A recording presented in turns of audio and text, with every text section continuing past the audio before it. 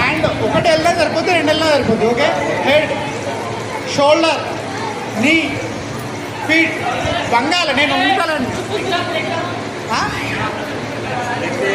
అరే ఎగ్జాంపుల్ చెప్తున్నారా? Head head అంటే అక్కడ పెట్టుకుంటావు. కరెక్ట్, హెడ్ అంటే అక్కడ పెట్టుకోవాలి.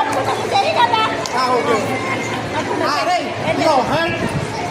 అరే అందరు ఇక్కడే ఉంటారా? Head, shoulder, knees, feet. Cup అంటే ముందడు కదా. ఓకే,